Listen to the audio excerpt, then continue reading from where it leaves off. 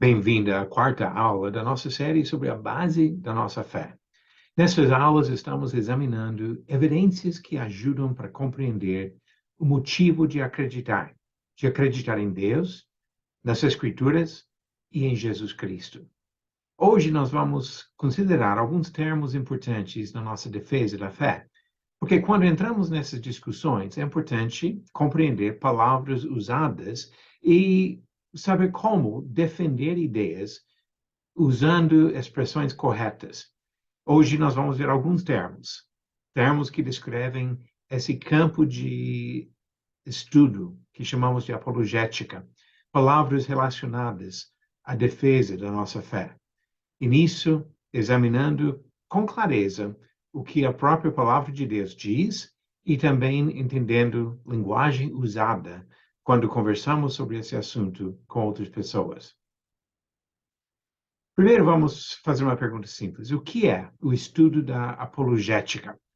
Talvez apologética não seja uma palavra que todos nós usamos no dia a dia, porém, é uma palavra apropriada e importante nesse estudo. O termo apologética vem de uma palavra grega, apologia, que significa defesa verbal. É uma palavra encontrada nas Escrituras, 8 vezes no Novo Testamento. E deixe-me mostrar alguns exemplos disso para entender como é usada esta palavra apologia, de onde vem apologética. Paulo fez uma defesa contra alguns falsos cristãos que estavam questionando sua autoridade e disse em 1 Coríntios 9, versículo 3, a minha defesa diante dos que me questionam é esta. E ele apresenta seus argumentos. Em 2 Timóteo 4, ele se refere à defesa no tribunal, quando ele estava sendo julgado por causa de acusações que foram feitas em Jerusalém, que levou à prisão de Paulo em Jerusalém, depois Cesareia e finalmente em Roma, e mais tarde uma segunda prisão, onde ele foi julgado novamente. E quando ele escreveu para Timóteo, ele disse: na minha primeira defesa, ninguém foi a meu favor, todos me abandonaram. A defesa diante das autoridades. Em outra ocasião, antes disso, em Atos capítulo 25, ele foi julgado diante de autoridades romanas e um desses líderes comentou: eu lhes disse que não é costume dos romanos condenar quem quer que seja sem que o acusado tenha presentes os seus acusadores e possa defender-se da acusação, fazer uma apologia, uma defesa. Em Filipenses capítulo 1, Paulo comentou sobre pessoas que estavam olhando para a circunstância dele e disse: estes o fazem por amor, sabendo que estou incumbido da defesa do Evangelho. E é nesse mesmo sentido que o apóstolo Pedro fala em 1 Pedro 3, versículo 15, que os cristãos devem estar sempre preparados para responder a todo aquele que pedir razão da esperança que vocês têm. Então, nesse caso, respondendo, fazendo defesa, a mesma palavra, apologia. Então, nossa ideia de apologética, de defesa da doutrina cristã, vem justamente dessas expressões encontradas nas Escrituras. Então, a apologética é a área de estudo que foca a apresentação de evidências e argumentos em defesa da fé. A segunda palavra que nós queremos definir hoje é a palavra evidências. O que significa quando falamos sobre evidências, especialmente nesse contexto da apologética? Evidências são fatos, são coisas que existem ou ideias que podemos comprovar como reais. Alguns exemplos de evidências que nós observamos hoje. O Sol. O Sol existe. É uma evidência quando nós procuramos definir alguma coisa ou compreender alguma coisa sobre a origem do universo, por exemplo. Uma árvore que solta sementes e assim consegue reproduzir outras árvores brotando em outros lugares por causa dessas sementes. A árvore existe uma evidência. Ossos de dinossauros. Quando cientistas encontram esqueletos de dinossauros, é uma prova de alguma coisa, uma evidência que precisa ser avaliada. A bússola moral, ou seja, a capacidade humana de entender certas condutas como certas ou erradas, é uma evidência de alguma coisa. Nós temos esta capacidade. Universalmente, reconhecemos que existe essa capacidade de discernir entre certo e errado. Cada cultura, ou país, ou contexto pode ter pessoas que definem de formas diferentes a linha de divisão entre certo e errado, mas todos nós temos alguma bússola moral. Reconhecer a existência de evidências não significa que todos vamos ter a mesma interpretação destas informações. São fatos, mas o que esses fatos indicam? O que significam? Podemos pensar no processo que acontece em um tribunal de julgamento de crimes. Quando uma pessoa é acusada de um crime, homicídio, por exemplo, a defesa vai apresentar evidências, vai falar sobre fatos do caso, mas também outros que estão procurando comprovar a culpa da pessoa vão examinar as mesmas evidências com uma interpretação diferente. Como que a bala chegou até a cabeça da pessoa que foi morta? Quem foi responsável? Quem estava segurando a arma? O que as evidências provam sobre o caso? E assim vai ter dois lados argumentando, baseado nas mesmas evidências, mas chegando ou tentando chegar a conclusões diferentes. E a função dos jurados, no caso, vai ser de avaliar os argumentos para chegar a uma conclusão.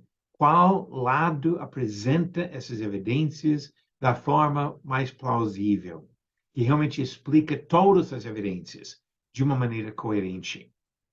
Não é nada diferente quando se trata da apologética. Estamos examinando evidências. Pessoas que acreditam em Deus e pessoas que não acreditam em Deus estão olhando para as mesmas evidências. Mas como que nós interpretamos essas evidências? A qual conclusão elas nos levam? E nessa parte, pode ter diferenças mesmo de interpretações. Uma parte importante das evidências que nós vamos tratar são as evidências científicas. Quando se trata de evidências científicas, estamos falando agora de fatos, de coisas que podemos observar e comprovar.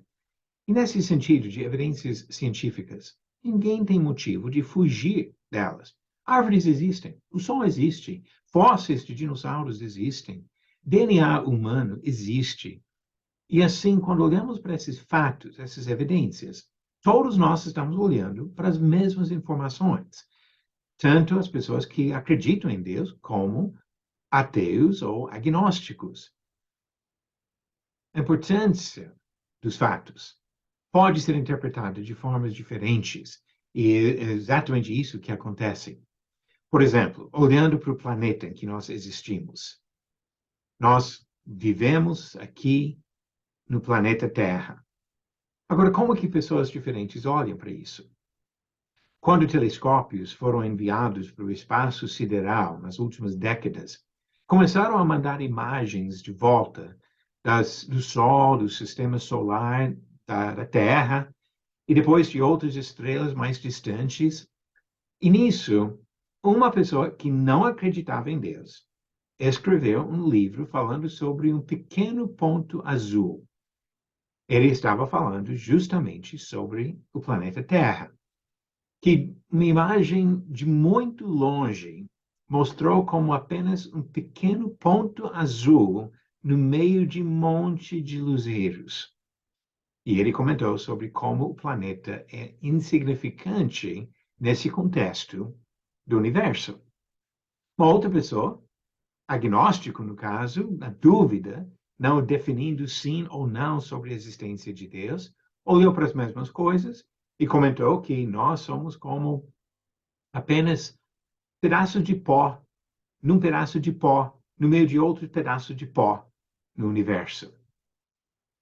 E uma outra pessoa, mais de 3.000 anos atrás, falou a mesma coisa e comentou sobre a nossa insignificância, quem somos nós que Deus olharia para a gente.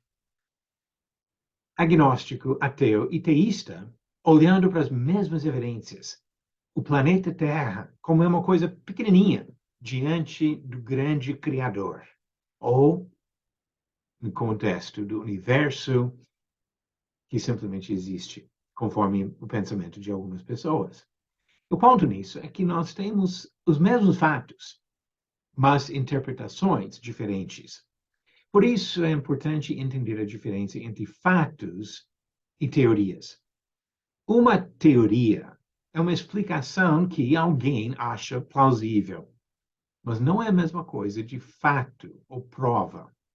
Nós temos fatos científicos, coisas que realmente existem, e teorias para explicar como essas coisas chegaram a existir. As teorias, as explicações, interpretações dos fatos são diferentes dos fatos em si. É uma observação super importante na área de apologética. Para explicar melhor essa diferença entre fatos comprovados e teorias, explicações dos fatos, eu quero usar uma citação que vem de um doutor que trabalha no Departamento de Agricultura dos Estados Unidos. Dr. Joshua Gertler diz: em termos gerais, existem dois tipos de ciência hoje. Apenas um segue um método científico, ciência operacional. A ciência operacional conduz experiências para determinar como processos naturais funcionam. Por outro lado, a ciência de origens, que inclui neodarwinismo, não utiliza o método científico. Pelo contrário, ela emprega suposições baseadas em evidência circunstancial para explicar o que aconteceu no passado. Conflitos entre crentes e descrentes se levantam não baseados na ciência operacional, e sim baseados na ciência de origens. Isso porque esses dois grupos começam em pontos iniciais diferentes. Descrentes começam com uma perspectiva puramente naturalística do mundo, enquanto crentes começam com uma perspectiva bíblica do mundo. Os mesmos fatos, examinados por dois grupos de maneiras diferentes, levando a conclusões diferentes. Nesse mesmo contexto, devemos observar o significado da palavra naturalismo. Dr. Gertler falou sobre uma perspectiva puramente naturalística do mundo. Então, o que ele quer dizer com isso? O que significa essa ideia de naturalismo? Naturalismo, conforme o dicionário Oxford, em oposição ao sobrenatural ou espiritual, a ideia ou crença de que apenas as leis e as forças naturais operam no mundo. E a extensão, a ideia ou crença de que não existe nada além do mundo natural. Ou seja, qualquer explicação desta perspectiva diz que simplesmente não existe a possibilidade de cogitar a existência de Deus.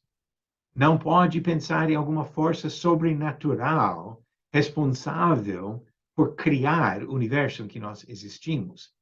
E assim, desta maneira, os adeptos do naturalismo, ou seja, os naturalistas, afirmam que as leis naturais são as regras que regem a estrutura e o comportamento do universo natural, e cada etapa da evolução do universo é um produto dessas leis. Ou seja, todo o processo que leva aonde estamos hoje, a existência do universo, dos seres vivos, dos próprios seres humanos, é resultado de um processo após outro processo e outro processo completamente naturais.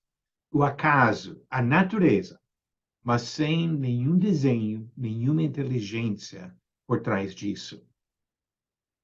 Um dos aspectos mais importantes da área de apologética envolve a questão de origens. Se nós fomos criados por um ser inteligente, isso tem implicações. Se não existe um ser superior, isso também tem implicações. Então, quando falamos sobre origens, não estamos tratando de ciência operacional, e sim de ciência de origens, ou seja, pegando as informações que nós temos e tentando compreender o que aconteceu no passado, porque nenhum ser humano presenciou o começo do universo. Essa questão fica completamente fora do alcance do método da ciência operacional. Por esse motivo, há duas abordagens diferentes à questão de origens. Uma abordagem procura explicar tudo se limitando às evidências tangíveis, coisas que podem ser observadas, e depois extrapolando conclusões sobre o passado, saindo fora do método científico para criar explicações plausíveis na mente de muitas pessoas, explicações ou teorias sobre como as coisas passaram a existir. A segunda abordagem não se limita da mesma maneira. A segunda abordagem olha para todas as evidências observáveis, tudo que nós temos de evidências científicas, mas também considera até explicações antigas da existência de um criador, de olhar para essas evidências e ainda fazer outras perguntas. Será que é possível explicar tudo que existe hoje baseado apenas em explicações da natureza? Ou precisamos de algo fora do que nós observamos na natureza hoje em dia? Quando falamos sobre essa questão, e agora entramos na questão de evolução ou criação, mas nisso também devemos ter cuidado com termos que nós usamos. Eu quero sugerir uma importante distinção entre duas expressões falando sobre a evolução. Primeiro, o que nós podemos chamar de microevolução. Pequenas mudanças observadas em seres vivos. Foi esse tipo de evolução que Charles Darwin conseguiu observar e que levou a escrever o livro sobre a origem das espécies. Ele observou pássaros em uma ilha e pássaros em outra ilha e viu pequenas diferenças nesses pássaros. Microevolução. Eu não conheço ninguém que estude essa questão que nega a microevolução, que nega pequenas mudanças em seres vivos. Mas isso é muito diferente da macroevolução. O que Darwin fez foi pular da microevolução para a teoria da macroevolução. E o que muitos fazem hoje é a mesma coisa, de pegar exemplos de pequenas mudanças e extrapolar grandes mudanças, onde uma espécie evolve para se tornar em outra espécie, por exemplo. São duas ideias, duas palavras diferentes. E nós devemos entender assim. Eu não nego a microevolução, mas eu não acredito na macroevolução. E ao longo de outras aulas, nós queremos ajudar você a compreender bem essa diferença e compreender a diferença entre acreditar na macroevolução e acreditar na criação por Deus. Antes de encerrar o estudo de hoje, eu quero usar uma ilustração simples para reforçar o ponto do estudo. Se você for entrar no campo de futebol para jogar bola, você precisa entender alguns termos usados nas regras do jogo. Senão, você vai ter muitos problemas em participar e competir no jogo de futebol. No mesmo sentido, quando nós entramos nesse campo de discussões sobre origens do universo, dos seres vivos, nós precisamos entender os termos usados. Palavras como apologética, evidências, teoria, macroevolução. E assim, introduzir algumas coisas hoje com a intenção de aprofundar mais em outros estudos para compreender melhor termos usados quando estudamos sobre apologética, a defesa da fé cristã. Espero que você continue ouvindo e participando de outros estudos, como também pode voltar e assistir aos estudos já gravados de outras aulas, introduzindo esses termos, introduzindo esse campo de estudo tão importante, de compreender como melhor defender a fé em Deus, nas Escrituras, em Jesus Cristo. Desde a primeira aula dessa série de estudos, nós temos falado sobre nossa caixa de ferramentas. Cada aula tem o propósito de acrescentar mais uma ferramenta ou de ajudar como usar melhor uma ferramenta. Nisso, nós estudamos sobre questões de biologia, de arqueologia, de história, evidências bíblicas e vários outros tipos de evidências ou provas ou argumentos para defender a existência do Senhor, para entender melhor que Ele comunicou conosco nas Escrituras, ou para saber que Jesus, de fato, viveu e foi morto e ressuscitou-se e oferece para nós a vida eterna. Eu espero que você continue assistindo aos estudos, examinando as evidências e chegando a conclusões que podem ajudar a guiar sua vida para saber a direção da vida, as opções que tem e a importância de escolhas certas, conforme as provas, as evidências que existem para nos levar ao conhecimento do nosso Criador e Redentor. Que Deus abençoe nessa busca de informações, nessa busca da verdade.